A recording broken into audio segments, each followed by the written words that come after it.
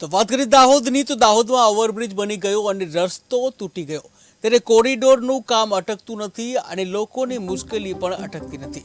જ્યારથી દિલ્હી બોમ્બે કોરિડોર ચાલુ થયો ત્યારથી સ્થાનિકોને જમીન, મકાન, મંદિર, મસ્જિદ તમામ ક્ષેત્ર હેરાન થવાનો વારો આવ્યો છે અને હજી પણ હેરાનગતિ ચાલુ છે. ત્યારે વડેલા ગામે ઓવરબ્રિજના કામ દરમિયાન પાણીયા બાંડીબાર ડામર રોડ તૂટીને દુરસ્ત થઈ ગયો છે અને જે ચોમાસા દરમિયાન વાહન ચાલકો હેરાન પરેશાન થઈ રહ્યા છે.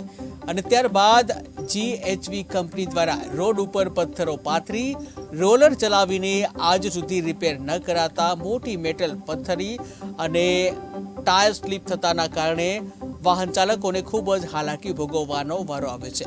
ત્યારે સ્થાનિક લોકોને પણ ધૂળ ઉડવાને કારણે તકલીફો પડી રહી છે. ત્યારે આ બાબતની જાણ GHV કંપનીના મેનેજર તેમજ માર્ગ અને મકાન વિભાગના કર્મચારીઓને કરવા છતાં લોકોની સલામતી માટે કોઈ ધ્યાન આપવામાં આવતું નથી તેવી સ્થાનિકોની રાવ ઉઠવા પામી છે.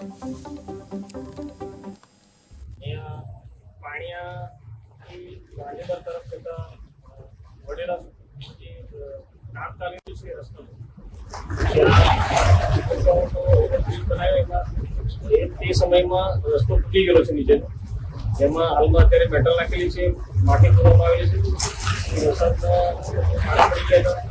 પણ મેટલ મોટી હોવાથી અનેક વાર બાઇકવાળા પડ્યા છે અને આવું તેવું થાય છે. તો ખરેખર આ રસ્તાનું